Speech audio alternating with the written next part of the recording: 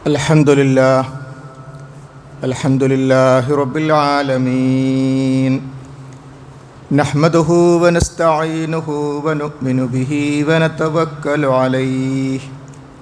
Wa na'udhu billahi min shururi anfusina wa min sayyiati a'malina. Man yahdihillahu fala mudilla lahu wa man yudlil fala hadiya lahu. أشهد أن لا إله إلا الله وأشهد أن محمدًا عبده ورسوله أرسله بالهدى ودين الحق ليظهره على الدين كله ولو كره المشركون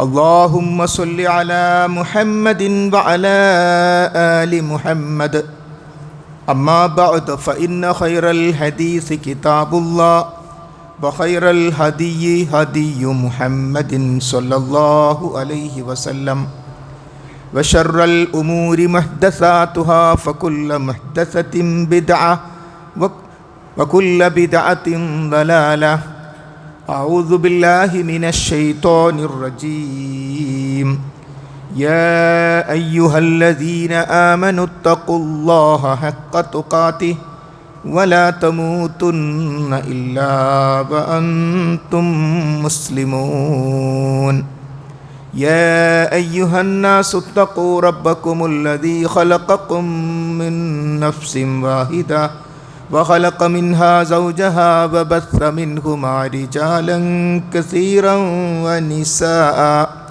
واتقوا الله الذي تساءلون به والأرحام إن الله كان عليكم رقيبا يا أيها الذين آمنوا اتقوا الله وقولوا قولا سديدا يصلح لكم أعمالكم ويغفر لكم ذنوبكم ومن يطع الله ورسوله فقد فاز فوزا عظيما റബ്ബ് സുബ്ഹാനഹു വ തആലയുടെ നിയമ നിർദ്ദേശങ്ങൾ ജീവിതത്തിൻ്റെ മുഴുവൻ മേഖലകളിലും പുലർത്തിപ്പാലിച്ച് ജീവിക്കണമെന്ന് നമ്മെ ഏവരെയും ഓർമ്മപ്പെടുത്തുകയാണ്, വസിയ്യത്ത് ചെയ്യുകയാണ്. ഈ ലോകത്തേക്ക് മനുഷ്യരുടെ സൃഷ്ടിപ്പ് അല്ലാഹു സുബ്ഹാനഹു വ തആല പറയുന്നു,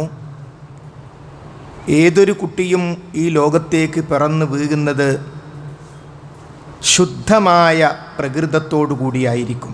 കുല്ല മൗലൂദിൻ യൂലദു അലൽ ഫിത്തറ, ശുദ്ധപ്രകൃതിയോടുകൂടി പ്രത്യേകമായ ആശയമോ നിലപാടുകളോ ഇല്ലാതെ ശുദ്ധമായ പ്രകൃതിയോടുകൂടി ഈ ലോകത്തേക്ക്, പിന്നീട് ആ കുട്ടിയുടെ മാതാപിതാക്കളാണ് അവനെ യഹൂദി അല്ലെങ്കിൽ ക്രിസ്ത്യാനി ഇങ്ങനെയുള്ള ഈ ലോകത്ത് നിലവിലുള്ള ഏതെങ്കിലും ഒരു ആശയത്തിലേക്ക് കൊണ്ടുപോകുന്നത് അവൻ്റെ രക്ഷിതാക്കളാകുന്നു എന്ന് പറഞ്ഞത് മഹാനായ നബി കരീം സ്വല്ലല്ലാഹു അലൈഹി വസല്ലമയാണ്.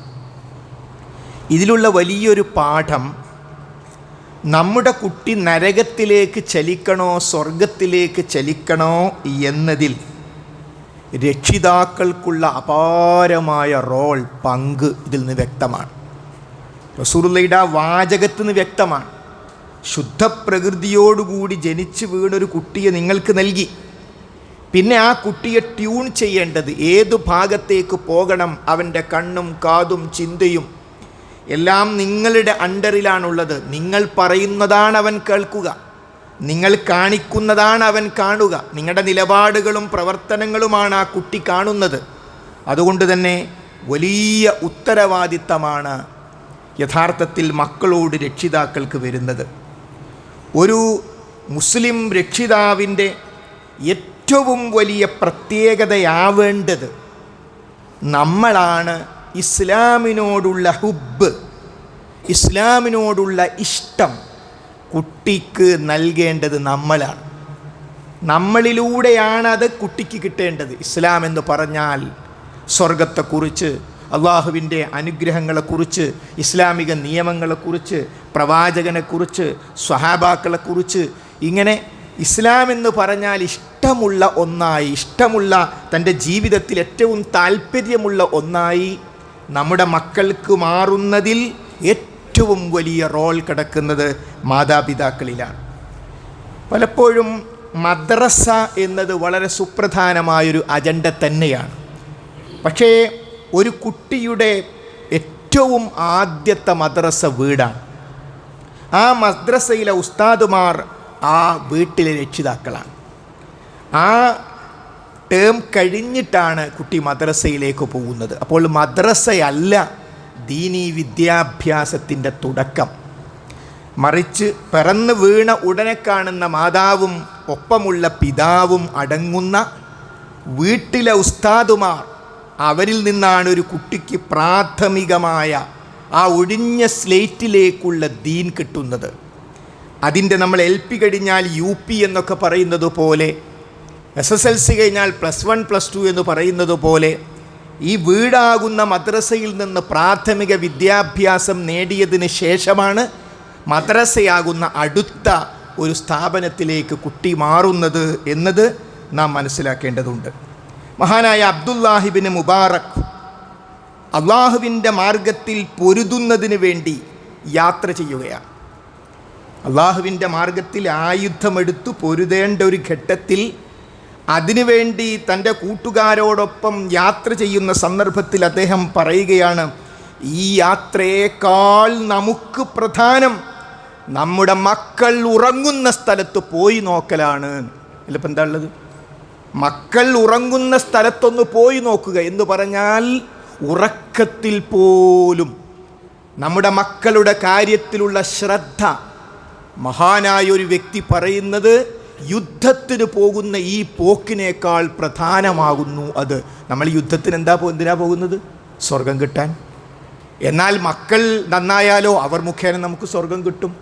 മക്കൾ മോശമായി നമ്മൾ ജിഹാദിന് പോയിട്ട് എന്ത് കാര്യം? അപ്പോൾ ജിഹാദിനെ, അനിവാര്യമായ ഘട്ടത്തിലെ ജിഹാദിനെ നിരുത്സാഹപ്പെടുത്തുകയല്ല, മറിച്ച് അതിനേക്കാളും പ്രധാനമായൊരു പ്രവർത്തനം നമ്മുടെയൊക്കെ വീടുകളിൽ നാം ചെയ്യേണ്ടതുണ്ട് എന്ന് അബ്ദുല്ലാഹി ഇബ്നു മുബാറക് ഓർമ്മപ്പെടുത്തുകയാണ്. അഥവാ മക്കളെ വളർത്തുക എന്നത് അമാനത്താണ്. വല്ലദീനഹും ലി അമാനാതിഹിം വഅഹ്ദിഹിം റാഊൻ. വിശ്വസിച്ച് സ്വർഗം ആർക്ക് നൽകി? ഖദ് അഫ്ലഹൽ മുഅ്മിനൂൻ.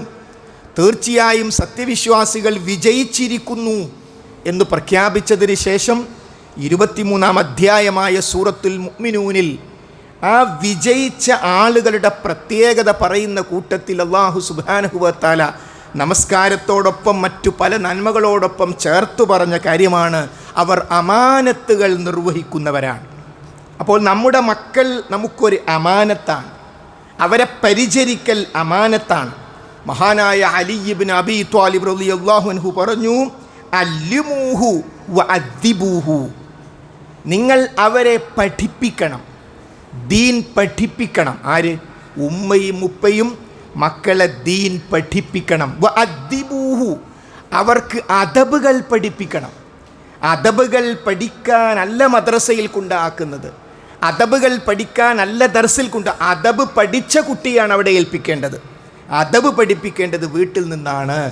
രണ്ടുപേർ സംസാരിക്കുമ്പോൾ മോനെ അതിൽ പോയി നമ്മൾ ഇടപെടാൻ പാടില്ല എന്ന് വീട്ടിൽ നിന്നാണ് പഠിക്കേണ്ടത്. അങ്ങനെ അദബുകൾ എന്തൊക്കെയുണ്ടോ ആ അദബുകൾ മുഴുവനും മഹാനായ നബി കരീം സല്ലല്ലാഹു അലൈഹി വസല്ലം പറഞ്ഞല്ലോ, നിങ്ങൾക്ക് കുട്ടികൾക്ക് കൊടുക്കാവുന്ന ഏറ്റവും പ്രധാനപ്പെട്ട സമ്മാനം കുട്ടികൾക്ക് ദീനിയായ ശിക്ഷണം നൽകലാണ്. കുട്ടികൾക്ക് സമ്മാനങ്ങളൊക്കെ ഇഷ്ടമല്ലേ? സമ്മാനങ്ങൾ വാങ്ങിക്കൊടുക്കുകയും വേണം. എന്നാൽ ഒരു രക്ഷിതാവിന് തൻ്റെ കുട്ടിക്ക് കൊടുക്കാവുന്ന ഏറ്റവും വലിയ സമ്മാനം ഇസ്ലാമികമായ, ആ കുട്ടിയെ ഇസ്ലാമികമായി സ്വർഗപാതയിൽ വളർത്തിയെടുക്കലാകുന്നു എന്ന്. നോക്കൂ, നമ്മൾ പേര് കേൾക്കുന്ന 4 മദ്ഹബിൻ്റെ ഇമാമിങ്ങൾ, ആ ഇമാമിങ്ങളെ മൊത്തം പരിശോധിച്ചാൽ, ലോകത്തറിയപ്പെടുന്ന പണ്ഡിതന്മാരെ പരിശോധിച്ചാൽ, അവരുടെ എല്ലാം പിന്നിലൊരു ഉമ്മയുണ്ട്, ഒരു ഉപ്പയുണ്ട്. അവർ നേരെ പോയി 7-ാം വയസ്സിൽ മഹാനായ ഇമാം ഷാഫി റഹ്മത്തുള്ളാഹി വിശുദ്ധ ഖുർആൻ മുഴുവനും കാണാതെ പഠിച്ചു. കാണാതെ പഠിക്കുന്നതിൻ്റെ പിന്നിൽ പ്രയാസപ്പെട്ട, പ്രാർത്ഥിച്ച, അധ്വാനിച്ച, ആഗ്രഹിച്ച ഒരു ഉമ്മയെ നമുക്ക് കാണാൻ കഴിയും, ഏത് മഹാന്മാരെ എടുത്താലും. അതുകൊണ്ട് തന്നെ നമ്മുടെ മക്കളെ നമ്മുടെ കൈ, പലരും പറയും പറഞ്ഞിട്ട് കേൾക്കുന്നില്ല. പറഞ്ഞിട്ട് കേൾക്കുന്ന വർഷങ്ങൾ ഒപ്പമുണ്ടായിരുന്നു. അപ്പോൾ പറഞ്ഞിരുന്നോ? എന്തു പറഞ്ഞാലും കേൾക്കുന്ന, കാതു കൂർപ്പിച്ച് കേൾക്കുന്ന, 3-ാം വയസ്സിൽ ഒപ്പമുണ്ടായിരുന്നില്ലേ? 4-ാം വയസ്സിലുണ്ടായിരുന്നില്ലേ? 6-ാം വയസ്സിലും 7-ാം വയസ്സിലും ഉണ്ടായിരുന്നില്ലേ? അപ്പോൾ പറഞ്ഞു. അപ്പോൾ പറഞ്ഞാൽ കേൾക്കുന്ന സമയത്ത് പറയേണ്ട വിധം പറഞ്ഞും പഠിപ്പിച്ചും വളർത്തിയും കൊണ്ടുവന്നാൽ കൗമാരപ്രായത്തിലെത്തുമ്പോഴും നമ്മളോടൊപ്പം ഉണ്ടാകും. അതുകൊണ്ട് കുട്ടികളെ വളർത്തുക എന്നത് ഒരു ചെറിയ കാര്യമല്ല. മറിച്ച് അവരുടെ നരകവും സ്വർഗവും നിശ്ചയിക്കുന്നിടത്ത് മാതാപിതാക്കൾക്ക് വലിയ പങ്കാണുള്ളത്.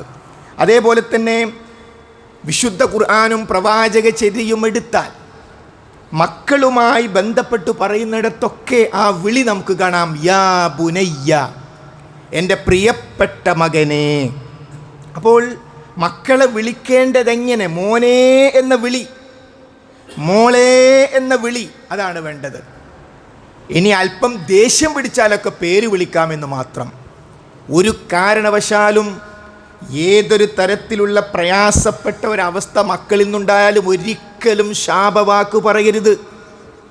മനസ്സുകൊണ്ടുപോലും ശപിക്കരുത്. നമുക്കൊരിക്കലും താങ്ങാൻ പറ്റാത്ത ഒരു നടപടി നമ്മുടെ പ്രിയപ്പെട്ട മകനിൽ നിന്ന് മകളിൽ നിന്ന് ഉണ്ടായി എന്ന് കരുതുക. അവിടെയും ചിന്തിക്കണം, അങ്ങനെയൊക്കെയാണെങ്കിലും അവൻ എൻ്റെ മകനാണല്ലോ, അവൻ എൻ്റെ മകളാണല്ലോ. കാരണം അങ്ങനെ ഒരു ശാപം വന്നാൽ റബ്ബത് സ്വീകരിച്ചിരിക്കും. പടച്ചോനെ, നീ ഇത് കാണുന്നില്ല, എൻ്റെ മോൻ എന്നോട് കാണുന്നെന്ന് പടച്ചോൻ ആ വിളി കേട്ടിരിക്കും. കാരണം മക്കളുടെ വിഷയത്തിൽ മാതാപിതാക്കളുടെ പ്രാർത്ഥനക്കും പടച്ചവനും ഇടക്ക് ഒരു മറയുമില്ല. മാതാപിതാക്കൾക്ക് വേണ്ടി മക്കൾ പ്രാർത്ഥിക്കുന്ന വിഷയത്തിലും ഒരു മറയുമില്ല.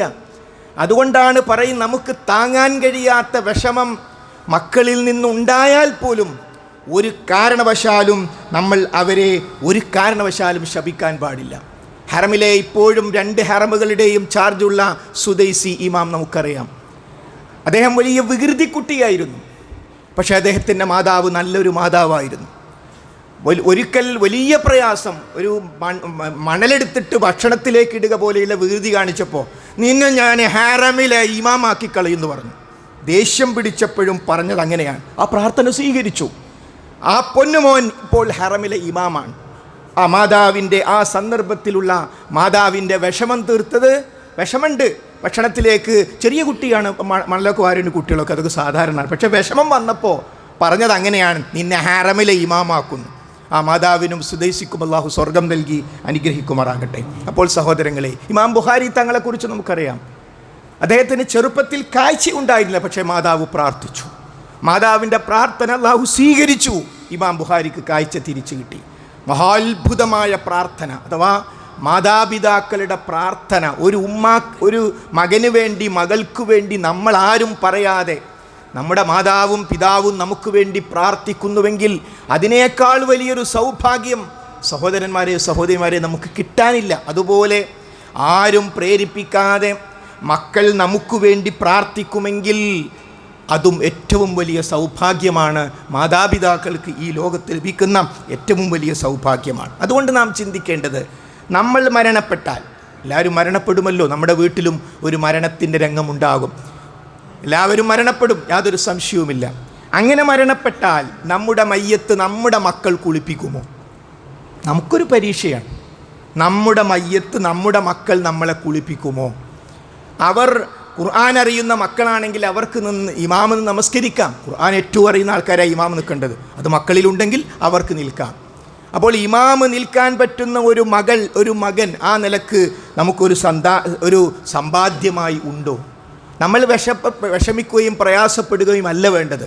അത്തരം ചോദ്യങ്ങൾക്ക് ഉത്തരം കണ്ടുപിടിക്കാനുള്ള പരിശ്രമത്തിൽ നമ്മൾ ഇറങ്ങിയാൽ ഒരു സംശയവുമില്ല, റബ്ബ് സുബ്ഹാനഹു വ തആലയുടെ സഹായം ആ തീരുമാനമെടുക്കുന്നവർക്കുണ്ടാകും എന്ന കാര്യത്തിൽ യാതൊരു സംശയവുമില്ല. അഥവാ വീടുകളിൽ ദീനീ സംസാരങ്ങൾ ഉണ്ടാകണം.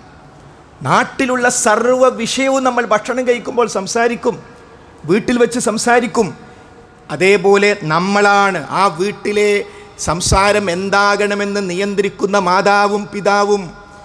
നിർബന്ധിച്ച് ദീനീ സംസാരത്തിലേക്ക് കൊണ്ടുവരലേ അല്ല, മറിച്ച് സ്വാഭാവികമായ സംസാരങ്ങൾ, ദീനിയായ സംസാരങ്ങൾ ഉണ്ടാകണം. വീടുകളിൽ ദീനിയായ സംസാരങ്ങൾ ഉണ്ടാകണം. അങ്ങനെ സ്വാഭാവികതയാണ് ദീൻ. ഇന്നിപ്പോൾ എന്താ മോൻ സുബൈക്ക് എണീറ്റില്ലല്ലോ, അപ്പം കാരണം പറയാം നാളെ ശ്രദ്ധിക്കണേ, ഇന്നാൾ സുബൈക്ക് വന്നു, നമുക്ക് നാളെ ഒന്നിച്ച് നോമ്പ് നോറ്റാലോ. അപ്പം മോൻ പറഞ്ഞു നമുക്കൊരു ടൂർ വേണോ, ടൂർ പോകാലോ. ടൂർ പോകാം. ആരാ ടൂർ ഇസ്ലാമിനെതിരല്ല. നബി കരീം സല്ലല്ലാഹു അലൈഹി വസല്ലം തൻ്റെ ഭാര്യമാർക്ക് വേണ്ടി സംഘടിപ്പിച്ചു. ഓരോരുത്തർക്കും പ്രത്യേക വാഹനങ്ങളെ നിശ്ചയിച്ചു പുറം ലോകം കാണാൻ വേണ്ടി. അത് ഈ പ്രകൃതിയുടെ ഭാഗമാണ്. ഒരു സ്ഥലത്ത് അടങ്ങിയിരിക്കുമ്പോൾ നമ്മൾ കടപ്പുറത്ത് കൊണ്ടുപോകണം കുട്ടികളെ. അത് ദീനാണ്. അതിനവർ കാമുകൻ്റെ ഒപ്പം പോവേണ്ടതില്ല, ചീത്ത കൂട്ടുകാരോടൊപ്പം പോകേണ്ടതില്ല. അവൻ പ്രിയപ്പെട്ട ഉമ്മയോടും ഒപ്പം പോയാൽ മതി. ദീനാണ് സഹോദരങ്ങളെ. ദീൻ എന്ന് പറഞ്ഞാൽ ജീവിതത്തിൻ്റെ സർവ്വ കാര്യങ്ങളെയും സ്പർശിക്കുന്നതാണ് ദീൻ എന്ന് പറയുന്നത്. ഏതെങ്കിലും ഒരു രംഗം ദീൻ വിട്ടുകളയുന്നേയില്ല. അപ്പം അതുകൊണ്ട് ആ വിഷയത്തിൽ നമ്മുടെ കുട്ടികൾക്ക് സന്തോഷം നൽകുന്ന കാര്യത്തിലും അവർ തെറ്റായ മാർഗങ്ങളിലേക്ക് പോകേണ്ടതില്ല എന്ന തീരുമാനമായിരിക്കണം നമുക്കുണ്ടാകേണ്ടത്. അതുകൊണ്ട് തന്നെ ഈ ഒഴിവ് കാലം, ചിലർ പറയുന്നു ഒഴിവ് കാലം കുട്ടികളെ കൊണ്ട് വയ്യ. നേരെ തിരിച്ചല്ല. അൽഹംദുലില്ലാഹ് മക്കളൊക്കെ കണ്ടിട്ട് കുറേ ആയി, എല്ലാവരും വീട്ടിലുണ്ട്, ഞാൻ വലിയ സന്തോഷത്തിലെന്നല്ല പറയേണ്ടത്. അങ്ങനെയല്ലേ, തിരിച്ചല്ല പറയേണ്ടത്. എല്ലാവരും മക്കളും മരുമക്കളും എല്ലാവരും നമ്മളോടൊപ്പം ഉണ്ട്. നമ്മളൊന്ന് പ്ലാൻ ചെയ്യുക, അവരെ എങ്ങനെ കൊണ്ടുപോകാം. അവർക്ക് കളിക്കാൻ പോകാം, ടൂറ് പോകാം. പക്ഷേ എല്ലാ ജമാഅത്തിലും നമ്മളോടൊപ്പം അവർ പള്ളിയിലുണ്ട്. രാവിലെ എല്ലാവരും ഖുർആൻ ഓതുന്നുണ്ട്, മഗ്‌രിബ് നമസ്കരിച്ചാൽ ഖുർആൻ ഓതുന്നുണ്ട്, ദീനിയായ കാര്യങ്ങളിൽ ഇടപെടുന്നുണ്ട്, ഒപ്പം ഭൗതികമായ അവരുടെ താല്പര്യമുള്ള നല്ല കാര്യങ്ങളിലും ഇടപെടുന്നുണ്ട്. അപ്പം അതുകൊണ്ട് ഒഴിവുകാലം ഭാരമല്ല. ദീനിയായി ചിന്തിച്ചാൽ എപ്പോഴെങ്കിലുമൊക്കെയാണ് നമ്മുടെ മക്കളെ നമുക്ക് കിട്ടുക. അതൊരു വെക്കേഷൻ വരും അൽഹംദുലില്ലാഹ് എന്ന് പറയുന്ന അവസ്ഥയിലേക്ക് എത്തുന്നിടത്തും ചില ശൂറകൾ ആവശ്യമുണ്ട്. ചില കൂടിയാലോചനകൾ, ഭാര്യയും ഭർത്താവും തമ്മിൽ, ഉമ്മയും മക്കളും തമ്മിൽ ഒരു കൂടിയാലോചന വേണം. ഈ മെയ് മാസം, ഏപ്രിൽ മാസം നമുക്ക് എങ്ങനെ ചെലവഴിക്കാം. കാരണം മറ്റെന്തൊരു കാര്യത്തിനും ഒരു പ്ലാനില്ലാതെ ഒന്നും വിജയിക്കില്ല. അതുകൊണ്ട് വിശുദ്ധ ഖുർആൻ പാരായണം ചെയ്യുന്ന സ്വഭാവം നമ്മുടെ വീടുകളിലില്ലെങ്കിൽ നമ്മളതിൽ പ്രതിയാണ്. അതൊന്ന് സമ്മതിക്കൂ. ഉപ്പയാകുന്ന ഞാനും നിങ്ങളും അതിൽ പ്രതിയാണ്, ഉമ്മ അതിൽ പ്രതിയാണ്. ആ ഭാഗം നമ്മൾ ഒഴിവാക്കണമെങ്കിൽ സ്വയം മാറാൻ നമ്മൾ തയ്യാറാകണം. അതുകൊണ്ട് ഇസ്ലാം എന്ന് പറഞ്ഞാൽ തന്നെ സമാധാനം എന്നാണ്, ശാന്തി, സമാധാനം എന്നാണ്. അപ്പോൾ ഏതൊരു വിഷയത്തിൽ ഇസ്ലാം വിട്ടോ അവിടെ സമാധാനം വരും. അതുകൊണ്ട് കുടുംബജീവിതത്തിൽ മക്കളുമായി ബന്ധപ്പെട്ട വിഷയങ്ങളിൽ സമാധാനത്തിൻ്റെ, ശാന്തിയുടെ പാതയിലേക്കെത്താൻ നമ്മൾ ഓരോരുത്തരും ആഗ്രഹിക്കുകയും പ്രാർത്ഥിക്കുകയും ചെയ്യുക. റബ്ബ് സുബ്ഹാനഹു വ തആല തൗഫീഖ് നൽകി അനുഗ്രഹിക്കുമാറാകട്ടെ.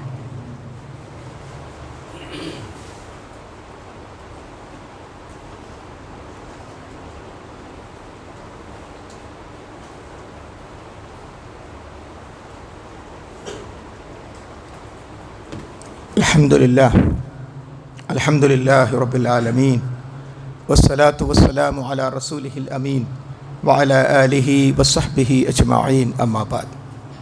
ഒരിക്കൽ കൂടി റബ്ബ് സുബ്ഹാനഹു വ തആലയുടെ നിയമനിർദ്ദേശങ്ങൾ ശ്രദ്ധിക്കണം, സൂക്ഷിക്കണമെന്ന് ഓർമ്മപ്പെടുത്തുകയാണ്. ജീവിതത്തിൻ്റെ ദിശ കാണാത്തതുകൊണ്ട്, കാണാൻ അവസരം ലഭിക്കാത്തതുകൊണ്ട് ഇന്നത്തെ യുവതലമുറ, വിദ്യാർത്ഥികൾ അസ്വസ്ഥരാണ്. ഈ അസ്വസ്ഥതകളാണ് അവരെ ലഹരിയിലേക്ക് എത്തിക്കുന്നത്.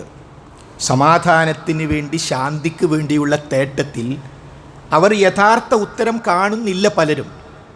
ആ ഉത്തരം കാണാതിരിക്കുമ്പോൾ അവരുടെ മുമ്പിൽ കാണുന്ന സൊല്യൂഷനുകളിലേക്ക്, പരിഹാരങ്ങളിലേക്ക് അവർ പോകും.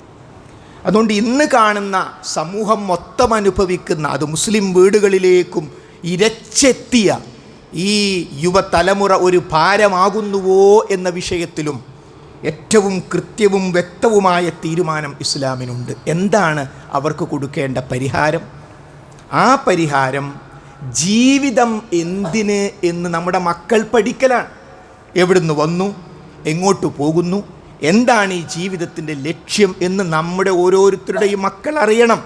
അതറിയാനുള്ള മാർഗം വിശുദ്ധ ഖുർആൻ്റെ ആശയ ലോകത്തേക്ക്, തിരു ഹദീസിൻ്റെ ആശയ ലോകത്തേക്ക് നമ്മുടെ മക്കൾ വരിക എന്നാണ്. My body my choice. My body my choice. എൻ്റെ ശരീരം അതെൻ്റെ ചോയ്സാണ്. ഞാൻ എന്ത് ചെയ്യണം ഞാനാ തീരുമാനിക്കുക. ഞാൻ മരുന്ന് ഉപയോഗിക്കണോ വേണ്ടേ അത് ഞാനാ തീരുമാനിക്കുക. കേട്ടാൽ വിചാരിക്കുന്നത് ഭയങ്കരമായ അവാർഡ് കൊടുക്കേണ്ട വർത്തമാനം. മൈ ബോഡി മൈ ചോയ്സ് ആണോ യഥാർത്ഥത്തിൽ? ഞാൻ കഞ്ചാവ് അടിച്ചാൽ നിങ്ങൾക്കെന്താ? ഞാൻ MDMA ഉപയോഗിച്ചാൽ നിങ്ങൾക്കെന്താ? അതെനിക്കല്ലേ? ശരിയാണോ ആ ചോദ്യം? ഒരാൾ മയക്കുമരുന്ന് ഉപയോഗിച്ചാൽ ആ വ്യക്തിക്ക് മാത്രമാണോ പ്രശ്നം? ആ വ്യക്തി തന്നെ നശിച്ചു പോകും. അകാല വാർദ്ധക്യം വരും.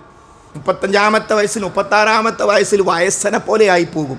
ആ ശരീരത്തിൽ സംഭവിക്കുന്ന ഒന്നാണ്. ഓർഗാൻസിനത് ബാധിക്കും, അവയവങ്ങളെ ബാധിക്കും, സംശയമില്ല. അവനു മാത്രമാണോ പ്രശ്നം? അവൻ വിവാഹിതനാണെങ്കിൽ അത്രയധികം അസമാധാനം അനുഭവിക്കുന്ന ഒരു ഈണ വേറെ ഉണ്ടാകുമോ?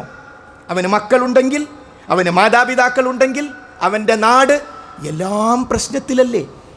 ഒരാൾ മയക്കുമരുന്ന് ഉപയോഗിച്ചാൽ, ഒരാളൊരു തെറ്റ് ചെയ്യുമ്പോൾ അയാളുടെ മാത്രം പ്രശ്നമാണ് നിങ്ങൾക്കെന്താ എന്ന ചോദ്യത്തിന് അർത്ഥമില്ല. എല്ലാവർക്കും പ്രശ്നമുണ്ട്. ആ തെറ്റിൻ്റെ അനുനരണങ്ങൾ, അതുമായി ബന്ധപ്പെട്ട വിഷയങ്ങൾ എല്ലാവരും അനുഭവിക്കണം എന്നർത്ഥം. അതുകൊണ്ട് തന്നെ ജീവിത ലക്ഷ്യം കൃത്യമായി ഹല്ലത്താലൽ ഇൻസാനി ഹൈനും മിനദ്ദഹരി ലം യകുൻ ശൈഅം മദ്കൂറാ. എല്ലാ വെള്ളിയാഴ്ചയും നബി കരീം സല്ലല്ലാഹു അലൈഹി വസല്ലം സുബ്ഹ് നമസ്കാരത്തിൽ 2-ാമത്തെ റക്അത്തിൽ പാരായണം ചെയ്ത നമ്മളിൽ എത്ര പേർ അങ്ങനെ ഒരു സൂറത്ത് കേട്ടിട്ടുണ്ട്? ഇന്ന് വെള്ളിയാഴ്ചയായിരുന്നു. നമ്മൾ എത്ര പേർ ഇന്ന് വെള്ളിയാഴ്ച ദിവസം ഒരു മനുഷ്യൻ്റെ ജമാഅത്ത് നമസ്കാരങ്ങളിൽ ഏറ്റവും പ്രതിഫലാർഹമാണ് വെള്ളിയാഴ്ചത്തെ സുബ്ഹ്. നമുക്കത് കിട്ടിയോ? ഇല്ലെങ്കിൽ കിട്ടണം സഹോദരങ്ങളെ. അതിനനുസരിച്ച് വ്യാഴാഴ്ച രാത്രി കിടക്കുമ്പോൾ ആഗ്രഹമുണ്ടാകണം.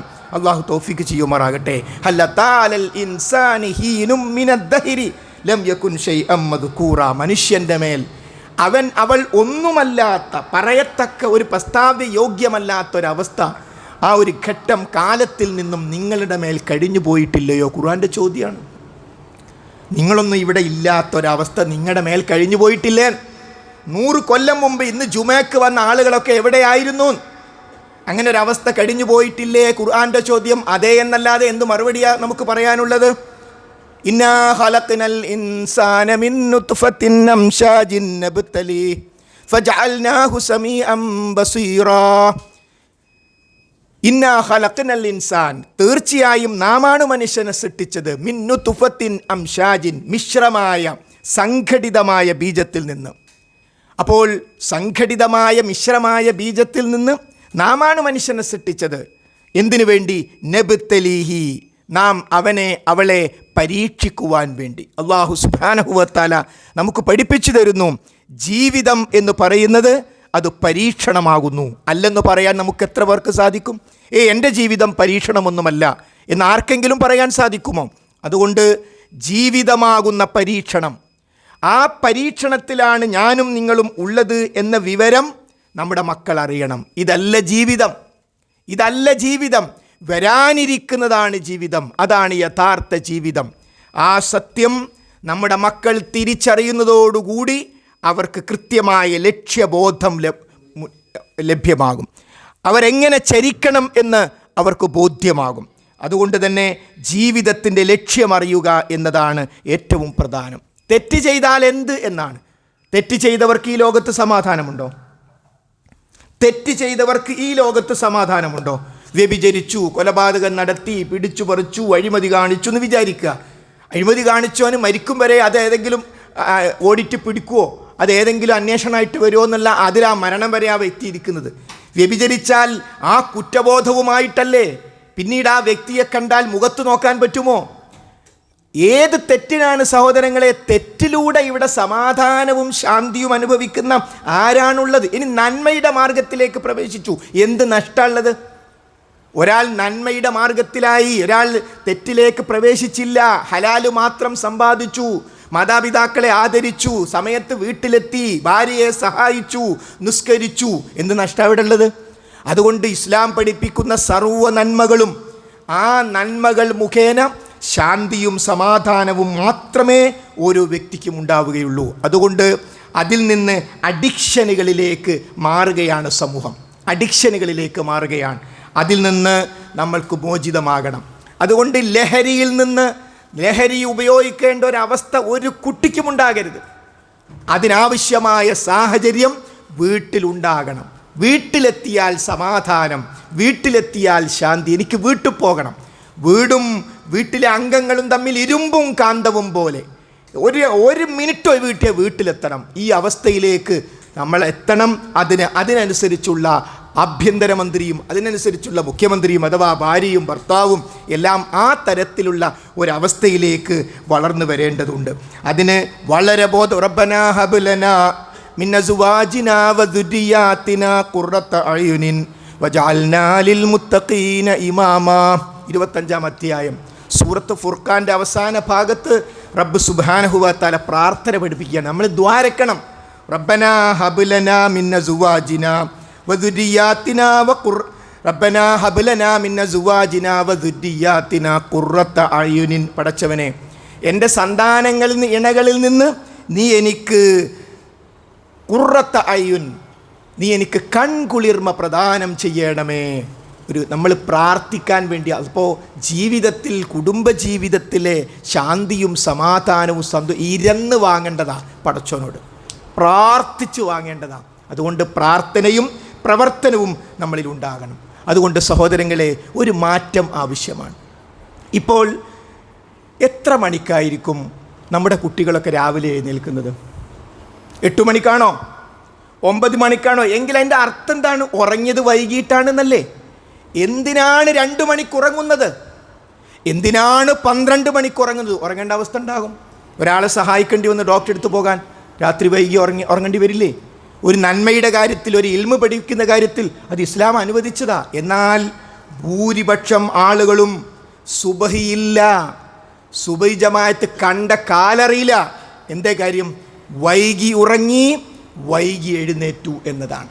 എന്തായിരിക്കും അതിന് കാരണം? ഏതെങ്കിലും തരത്തിലുള്ള അഡിക്ഷനുകൾ അതിന് കാരണമാകാം.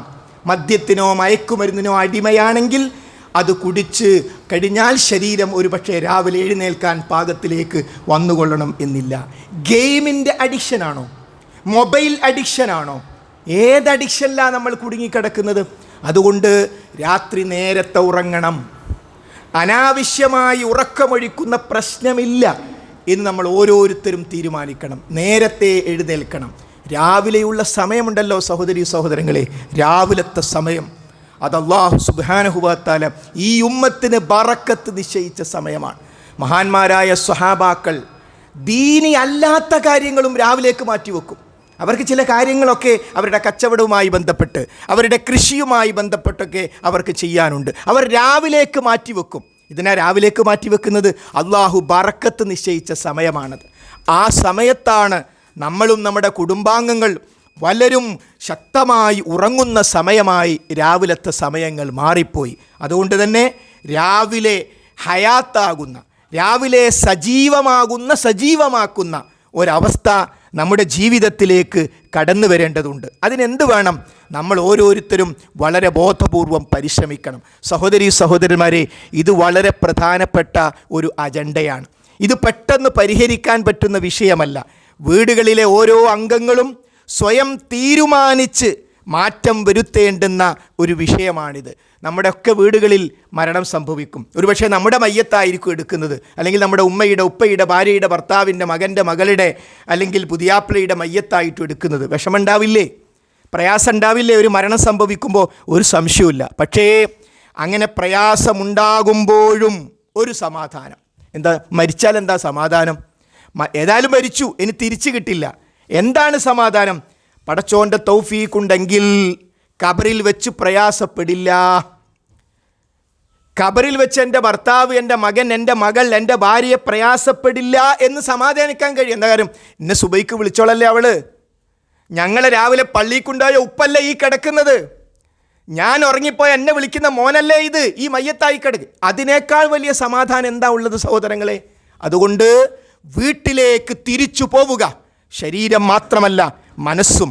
തീരുമാനങ്ങൾ എടുക്കുക. തീർച്ചയായും റബ്ബ് സുബ്ഹാനഹു വ തആലയുടെ സഹായം നമുക്കുണ്ടാകും. സഹോദരങ്ങളെ, ഇന്നിൻ്റെ ആവശ്യം അത് കൃത്യമായി മനസ്സിലാക്കിക്കൊണ്ടാണ് വിദ്യാർത്ഥികളെ ധാർമ്മികതയിലേക്ക് എത്തിക്കുക എന്ന ഏക അജണ്ട വെച്ചുകൊണ്ട് ഈ വെക്കേഷനിൽ കുട്ടികൾക്ക് വേണ്ടി മാത്രം ആൺകുട്ടികൾക്കും പെൺകുട്ടികൾക്കും വേണ്ടി മാത്രം അടുത്ത മെയ് 11 പെരിന്തൽമണ്ണയിൽ കുട്ടികൾക്ക് മാത്രം ഒരു സദസ്സ്. അവിടെ മറ്റുള്ളവർ സംഘാടകരായി മാത്രം മതി. അവരുടെ പ്രായത്തിനനുസരിച്ച് എന്താണ് അവർക്ക് കിട്ടേണ്ടത് അതവർക്ക് കൊടുക്കുകയാണ്. ഹൈസ്കൂൾ പ്രായം മുതൽ മാത്രം മുകളിലേക്ക് PhD വരെ പഠിക്കുന്ന വിദ്യാർത്ഥിനികൾക്ക് മെയ് 11 ഒരു മജ്ലിസ് അവർക്ക് വേണ്ടി മാത്രം തയ്യാർ ചെയ്തിരിക്കുന്നു. നമ്മുടെ കുട്ടികളൊക്കെ അവിടെ എത്തണം. എന്തിന്? അവർക്ക് ദീന് കിട്ടാൻ, ദീനിയായ കാര്യങ്ങൾ പഠിക്കാനും മനസ്സിലാക്കുവാനും. അതുകൊണ്ട് നമ്മുടെ നാടുകളിൽ മോറൽ സ്കൂളുകൾ തുടങ്ങേണ്ടതുണ്ട്. വെക്കേഷനിൽ ഖുർആൻ പഠിക്കുന്ന അവസ്ഥകൾ ഉണ്ടാകേണ്ടതുണ്ട്. നമ്മുടെ വീടിൻ്റെ കാര്യം, നമ്മുടെ തറവാടിൻ്റെ കാര്യം, നമ്മുടെ തറവാട്ടിൽ എല്ലാവരെയും കൂടി ഒരു സ്ഥലത്ത് വിളിച്ചു ചേർത്തു. നമ്മൾ ദീൻ അറിയുന്ന ഒരാൾക്കൂടി ഒരു ക്ലാസ് എടുപ്പിച്ചു. നമുക്ക് കഴിയില്ലേ? നമ്മളിങ്ങനെ പരാതി പറയും, എന്താണ് ചെയ്യുക, ആരും ദീനനുസരിച്ച് ജീവിക്കുന്നില്ല, ആർക്കും ഒരു ശ്രദ്ധയില്ല. ഈ പരാതി പറഞ്ഞ പരിഹാരമുണ്ട്. പരാതി നിർത്തൂ, പരിഹാരത്തിലേക്ക് വരൂ. സൊല്യൂഷനുകളാണ് നമുക്കാവശ്യം. അതുകൊണ്ട് ആ പരിഹാരത്തിൻ്റെ വക്താക്കളാകാൻ നമുക്ക് സ്വാധീനമുള്ളിടത്ത് നമ്മൾ ദീൻ നടപ്പാക്കണം. അതിന് നമ്മൾ ഓരോരുത്തരും പരിശ്രമിക്കണം. അതോടൊപ്പം ഏറ്റവും വലിയ ആയുധമാകുന്ന പ്രാർത്ഥന നമ്മൾ കയ്യിലെടുക്കണം. ഏതൊരു വിഷയത്തിലും റബ്ബ് നമ്മളെ പരിഗണിക്കുക നമ്മുടെ മനസ്സ് നോക്കിയിട്ടാണ്. അതുകൊണ്ട് ആത്മാർത്ഥമായി റബ്ബിനോട് കൈനീട്ടാൻ നമുക്ക് ഓരോരുത്തർക്കും സാധിക്കേണ്ടതുണ്ട്. ഈ സന്ദർഭത്തിൽ ഈ ജുമഅക്ക് പങ്കെടുത്ത എല്ലാ രക്ഷിതാക്കളോടും പറയുന്നു, നമ്മുടെ വീടുകളിലും കുടുംബങ്ങളിലുമുള്ള ആൺകുട്ടികളെയും പെൺകുട്ടികളെയും നമ്മൾ രജിസ്റ്റർ ചെയ്ത് 11 നമുക്ക് പെരിന്തൽമണ്ണയിൽ അവർക്ക് വേണ്ടി മാത്രം സംഘടിപ്പിക്കുന്ന, ലോകത്ത് അറിയപ്പെടുന്നവരും ഇന്ത്യയിലെയും കേരളത്തിലെയും പണ്ഡിതന്മാരും സ്കോളേഴ്സും അണിനിരക്കുന്ന 6 മുതൽ സൊല്യൂഷൻ എന്ന പേരിൽ ഒരു സ്പെഷ്യൽ പദ്ധതി അവിടെ അതേ ഹാളിൽ അതേ ഗ്രൗണ്ടിൽ നടപ്പാക്കുന്നുണ്ട്. ആർക്കും ടൂർ പോലെ പോയി കണ്ടുവരാവുന്ന ഇസ്ലാമാകുന്ന സൊല്യൂഷൻ കുട്ടികൾക്ക്, പ്രത്യേകിച്ച് അവരുടെ പ്രായത്തിലുള്ളവർ കാണേണ്ടുന്ന സംവിധാനങ്ങളാണ്. അതുകൊണ്ട് നമ്മൾ ഓരോരുത്തരും നിരാശ നിർത്തുക, പരാതി നിർത്തുക. എനിക്കെന്ത് ചെയ്യാൻ പറ്റും? ആദ്യം എൻ്റെ മക്കളുടെ വിഷയത്തിൽ എനിക്ക് എന്ത് ചെയ്യാൻ പറ്റും? കഴിഞ്ഞ ദിവസം നമ്മളൊരു മയ്യത്ത് സംസ്കരണ പരിപാടി സംഘടിപ്പിച്ചു. അവിടെ നമ്മൾ പ്രതീക്ഷിച്ചത് 150 പേരെയാണ്, പക്ഷേ 300ഓളം സ്ത്രീകളാണ് എത്തിയത്. അതിൻ്റെ അർത്ഥം എന്താ? നിങ്ങളൊന്ന് ഞങ്ങൾക്ക് ദീൻ പറഞ്ഞു തരൂ, ഞങ്ങൾ വരാൻ തയ്യാറാണ് എന്നാണ്. ഒരു ചെറിയ നമ്മുടെ താണയിൽ സംഘടിപ്പിച്ചൊരു പരിപാടി. അവിടെ AC ഹാളാസവാന് ചൂടായിപ്പോയി. ആരോടെങ്കിലും കയറണ്ടെന്ന് പറയാൻ പറ്റുമോ? അപ്പം ദാഹിക്കുന്ന മനസ്സുകളുണ്ട്. പക്ഷേ വേദി ഒരുക്കി കൊടുക്കാൻ നമ്മൾ തയ്യാറല്ല എന്നതാണെങ്കിൽ നമ്മൾ തിരുത്തണം. നമ്മുടെ തറവാട്ടിലെ എല്ലാവരെയും നമ്മളൊരു സ്ഥലത്ത് ഒരുമിച്ച് ചേർക്കുന്നു. നിങ്ങൾ ഈ പള്ളിയിൽ പറയൂ, പണ്ഡിതന്മാരെ തരാം.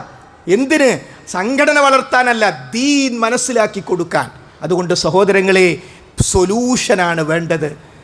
പ്രശ്നങ്ങളുടെ ആധിക്യം പറഞ്ഞ് സംസാരിക്കലല്ല നമുക്ക് വേണ്ടത്. ആ സൊല്യൂഷനുകളിലേക്ക് നമുക്ക് വരണമെങ്കിൽ നമ്മൾ തീരുമാനമെടുക്കണം. ആ തീരുമാനം റബ്ബിൽ ഭരമേൽപ്പിക്കാൻ നമുക്ക് സാധിക്കണം. അല്ലാഹു സുബ്ഹാനഹു വ തആല നമ്മെ ഓരോരുത്തരെയും അനുഗ്രഹിക്കുമാറാകട്ടെ. വന്നുപോയ തെറ്റുകളും കുറ്റങ്ങളും റബ്ബ് സുബ്ഹാനഹു വ തആല നമുക്ക് വിട്ടുപുറത്ത് മാപ്പാക്കി തരുമാറാകട്ടെ. നമ്മിൽ, നമ്മുടെ വീട്ടിൽ, നമ്മുടെ കുടുംബം